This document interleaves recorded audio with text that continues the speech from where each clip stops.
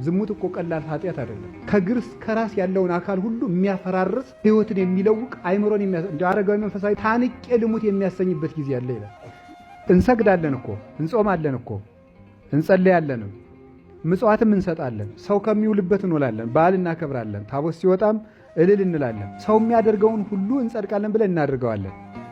ከልብ ጋር ካልተያያዘ ግን ምንም እኔ ልብ ከሌለው ድንግል ልብ ያለው ዘማዊ ይሻለኛል።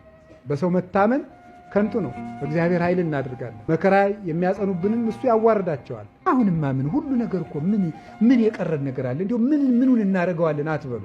አሁን ስታዩት ለሀገራችን ለቤተክርስቲያናችን ሁሉ ነገር ዝም ብሎ ቅጥ ያጣ ነው። ሁሉ አካሉ ደቆ ምኑን ይዤ ላንሳው የሚባል ሸክላ ቃል ታውቃላችሁ? ሳው ኢትዮጵያ ምኗን ይዘን ምናነሳት? የቀራት ተስፋ ግን አንዳለ እግዚአብሔር ነው። በሱም አምናለሁ። እግዚአብሔርን ጠርቶ ያፈረ የለም።